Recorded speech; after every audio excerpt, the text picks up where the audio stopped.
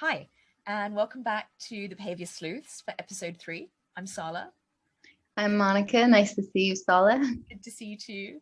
So last 2 episodes, we talked a little bit about some of the changes we've experienced, some of the changes we see with the people we work with, some of the negatives, I think, from change and how that can impact us.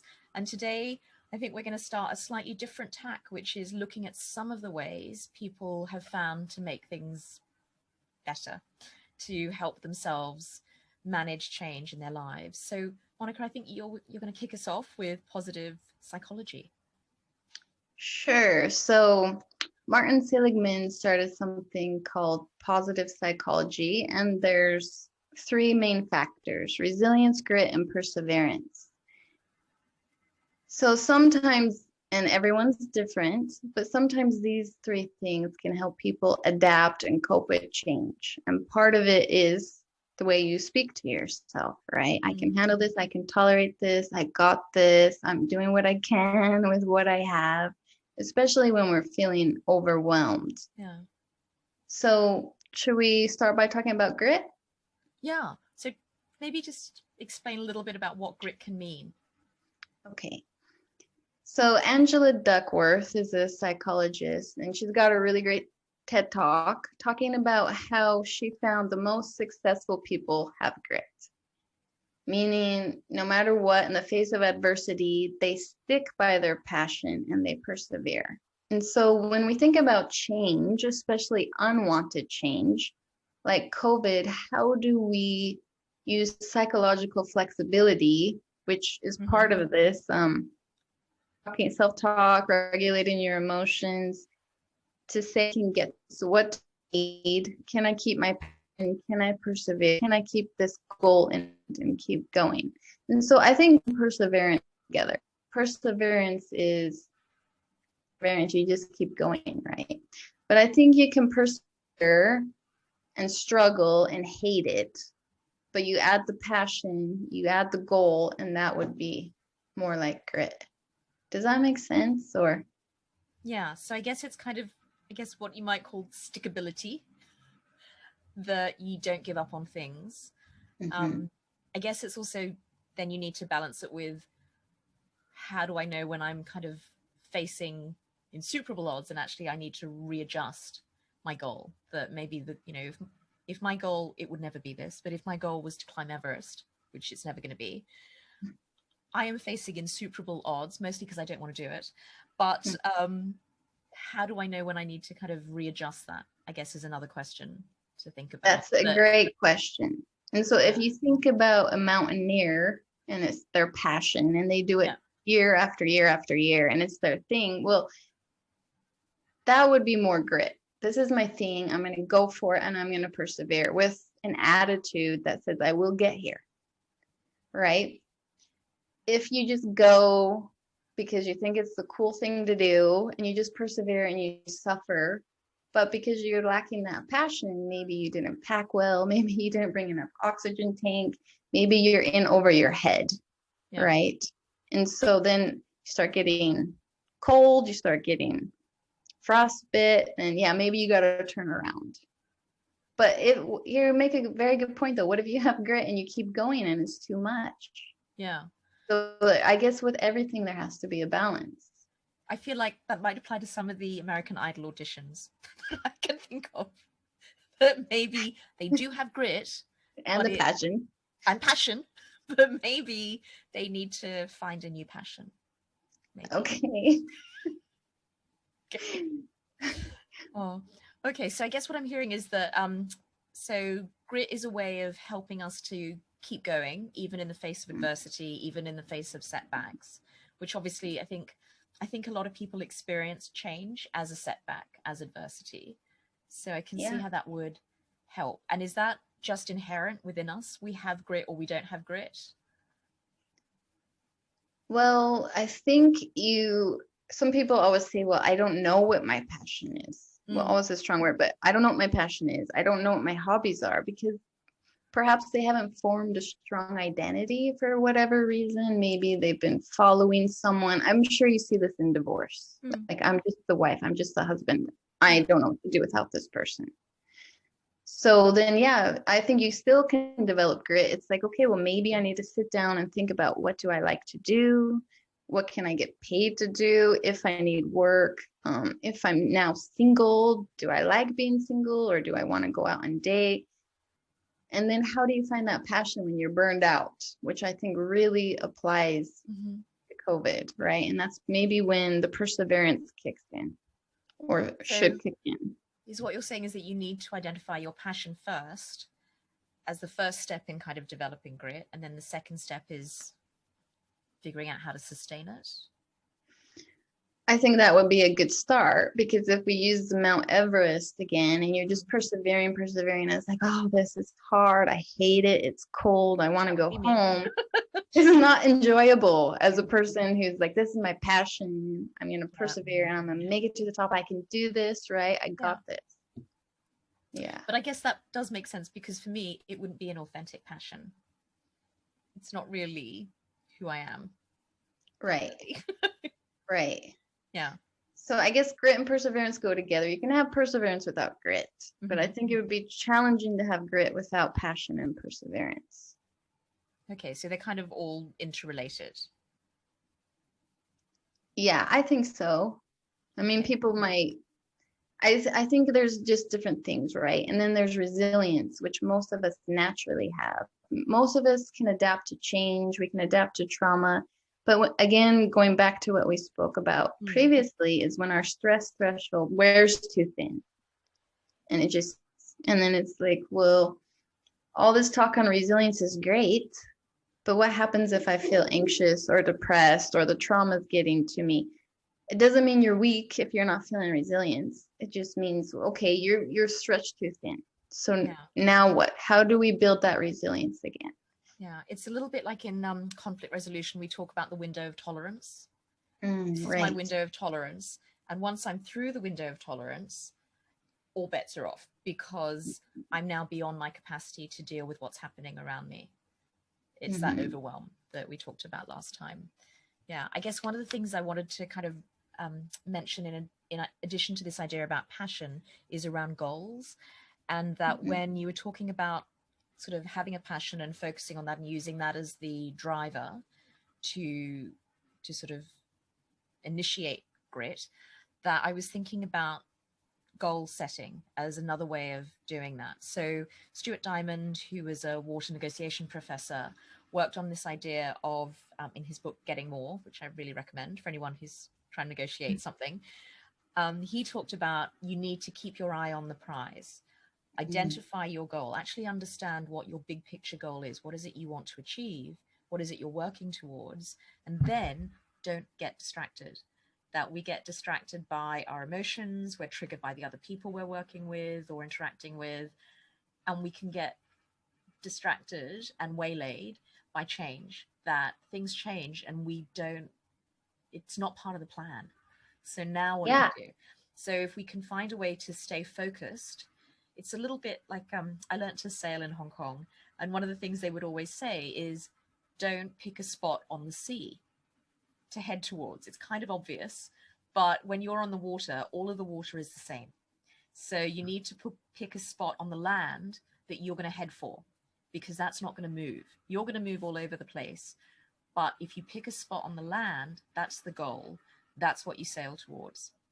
So I think that's great. Because otherwise you just get lost at sea. You get lost, and your goal shifts, and you haven't even realized that you're now, hundreds of meters away from where you thought you were going to end up. So I think that's a really good metaphor for goals and focus on goals. It kind of helps explain, doesn't matter what the wind's doing, doesn't matter what the water's doing, or the boat, or the crew, that's the goal. That's what you're headed towards. Yeah. I like that metaphor a lot, actually, right? Because with COVID, it's like, okay, well, now what? What happened? Like, a lot of women have been out of the workforce now because they're at home.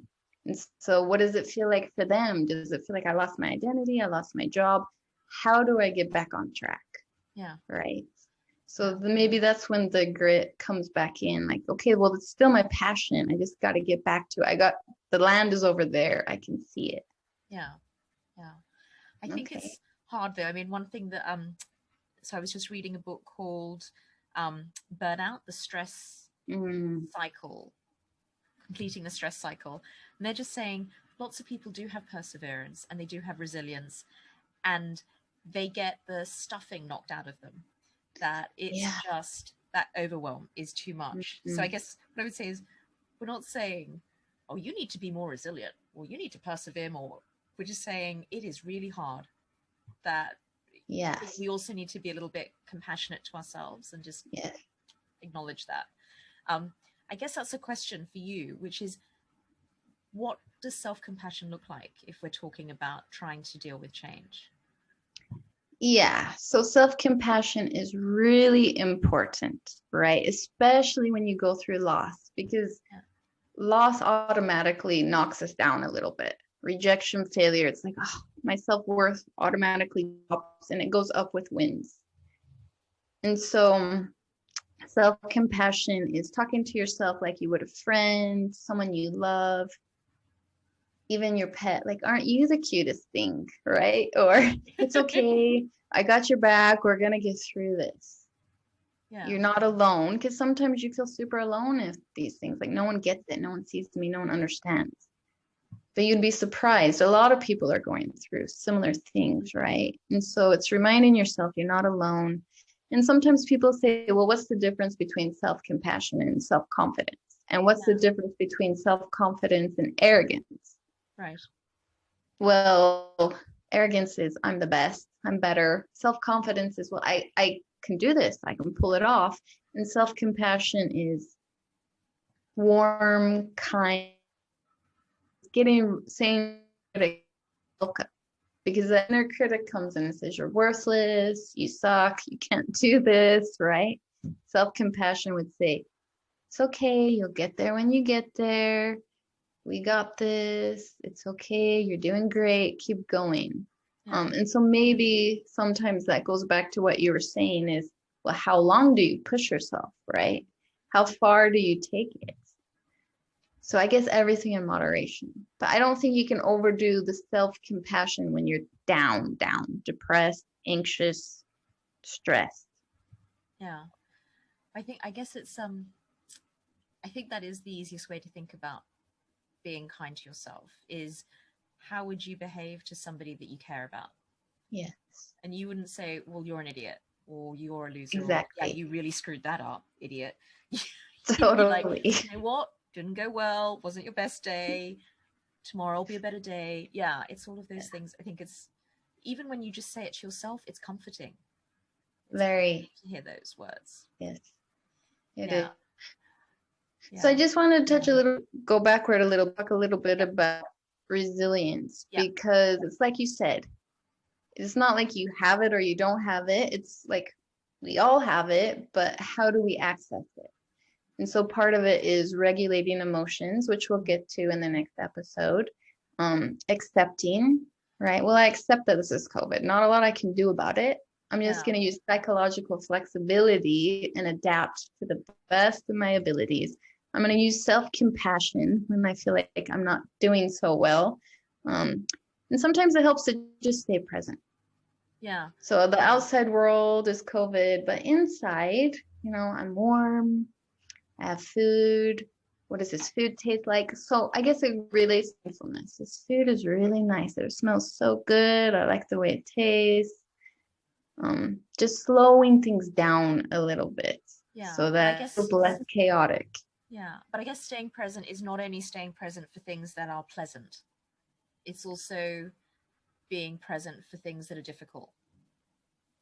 Sure. Do you want to explain that a little bit more? Yeah, I guess I'm just thinking that so I remember working with a family, and they'd been a big shock. There was a crisis, there was a big shock, and one of the parties literally spent almost the whole time just sitting there going like, I can't believe this is happening. I mean, it was almost, I think, like an out-of-body experience.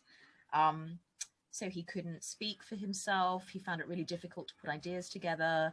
He was just so distracted the whole time. It was like he wasn't in the room, because really, he wasn't in the room. And it was so hard. It was agonizingly slow in terms of the discussion, because we really had to keep chunking it down into smaller and smaller parts to try and keep him present in the room, because he was finding it so difficult to accept. He couldn't really accept what was happening. The problem is that if you're not present, things will keep happening. They're not going to wait for you. I mean, we were able to slow the mediation down, but the real life that was happening around him, the disintegration of that relationship, that was happening. And nothing about him not participating with agency was going to slow that down. So I think that was one of the challenges for him, was, and for his former partner, was that life was happening and he wasn't in the flow. He was just, it was like he'd taken a time out. And the problem is then his goals, his real needs, I think it was really hard to address, because he could barely communicate them to his lawyer, let alone communicate them in the room. So I think even though it's painful sometimes, actually being present is important, even when it's not pleasant, because it is your life. This is the one go round we have. So if you're not there, you miss it. So I think you bring up a good point.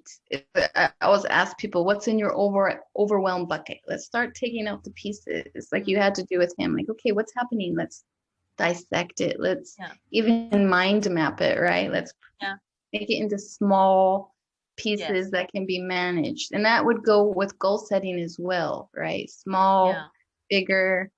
Kind of do baby steps. So that's something we do a lot of mediation, which is we do, okay, what's the short-term plan? Like, what's the plan for like this month?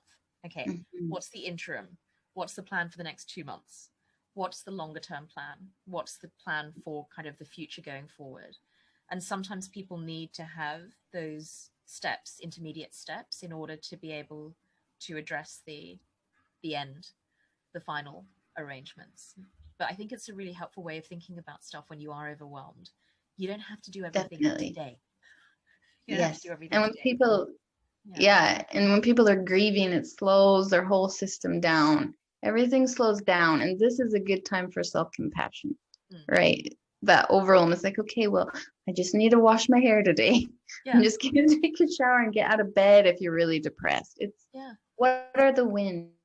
We say, okay, everything done because I'm not feeling well. Making these wins motivate me towards more wins, because we win our confidence, lose it goes. So it's about steady, maybe little baby instead of big waves of ups and downs.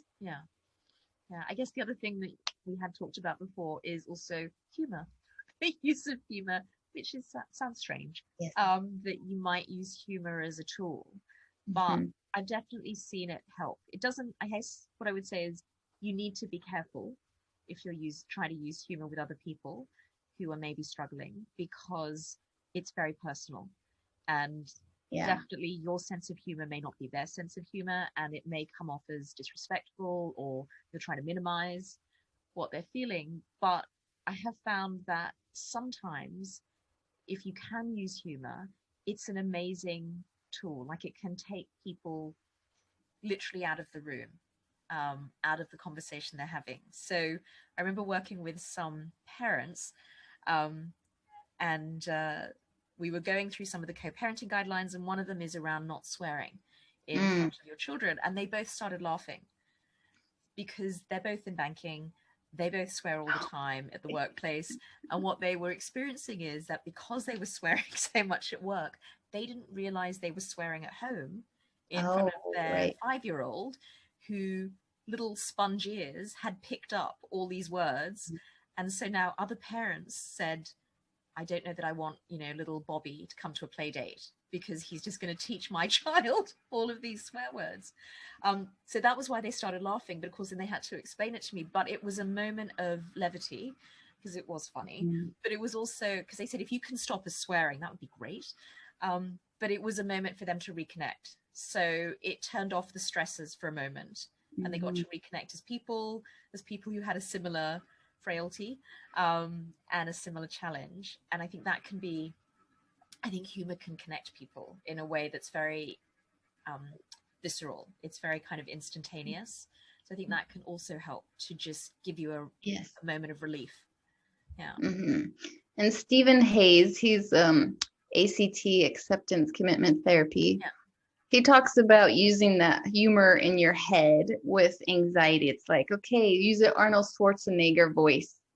I had one client tell me they sing a Disney song when they're super anxious in their head, and it just lightens everything up. But you make a good point. We think based on our mood. So if I'm down, I think, everything's awful. It's always been awful. When I'm up, everything's great. Everything's always been great. So when I'm down, how do I think of a positive memory or use humor or not take myself too seriously? And you make a good point, not invalidating, not say your feelings are invalid, but how do we use humor to get out of that dark place? Yeah. Yeah. I think it's it's just, but it has to be your humor. I think that's the other thing that's really clear is that, yes, sometimes I have to say, I think I tread very carefully with using humor mediation because I know not everybody has the same sense of humor, but it's important. I guess one of the other things that we were talking about before was just how do you find opportunities in change? Yes. Yeah. So do you want to just talk a little bit about that? About what do we mean by find opportunities in change? Well, the first thing that comes to my mind is grit again. So let's say I have this goal. I'm going to get to the top of Everest, but it's windy and there's a blizzard. So how do I use that blizzard, that windiness, to find a different route, a route I never would have thought of, but the end goal is still there. I'm still at the top. So when one door closes, they always say another door opens. But I think you have to create that door sometimes. So, okay, I still have this goal. I still have this thing I want. I'm still going to go for it, but I might need to find another way. Yeah. And so I'm wondering, have you seen people do that where they're like, I don't want this divorce. And then you see them maybe later to re-sign something and they're like, this is the best thing that ever happened to me. Yes. I mean, I haven't had the best thing that's ever happened to me, but I think it is just so. It is stressful. Yeah. Yes. But I have definitely seen, I guess one thing that door metaphor reminds me of is I know a mediator who the first time I met her said, I really don't understand when people say if one door closes, another door opens. She said, just kick down all the bloody doors. I like that. Which I like that. I'm the type of person to be able to do that, but I like the idea. I think that's why we're friends, because I like how different she is to me. But yes, I think it's kind of being open to this isn't the plan, this wasn't the path, but now you know what, something else has opened up. And particularly when I work with people who are resisting their divorce, even though they tell me how unhappy they were. This relationship didn't sustain me. I didn't feel supported. I felt disempowered. They were terrible to me, but I don't want to get divorced. But why? So I think that is about fear, but it's also about saying, you know what, this is actually a chance for you to be happy, to be in a relationship where you feel valued and supported and sustained, to actually change your life so that it can be a positive change. So yeah, sometimes I've worked with people who have come in, particularly if they've been out of the workforce for a long time and they feel very worried about financial stability, financially disempowered, kind of overwhelmed with what it's going to mean to start making a lot of those decisions again for themselves as individuals. And I can think of quite a few who have said, come in the first intake, everyone's very nervous, feeling really overwhelmed. And then as the mediation progresses, sometimes over a couple of months, I see people start saying, oh, actually, I've been doing some research. I think I'm going to do this. And they return, and maybe this is grit rearing its head, they return to a passion that they had, but they put aside because they were in this relationship. And so now they can return to something, and whether that's going back and retraining or actually pursuing something that they had put to the side, it gives them that sense of, I'm reclaiming something for me, that this isn't about being in this relationship. It isn't my identity as a married person. It's about me as an individual actually asserting who I am and being able to follow that path. So I think I've seen quite a few people do that, who I think at the beginning had no belief that they would be able to find a positive way out of their separation, but have been able to through their own grit. Yeah. Yeah. And so when I'm hearing you talk, I'm also thinking, well, there was a lot of emotion involved at one time. A lot. Fear, anxiety, control, right? Yeah. Which means there's the emotional regulation bit, which we're going to talk about next time, but it's very important, that emotional regulation, because when we're here, how do we find our perseverance, passion, grit? We're too here. We can't think straight. We're too heightened. Yeah. So join us for episode 4, where we're going to talk about how do you regulate emotion. So thanks a lot. See you then. See you, Monica. Bye.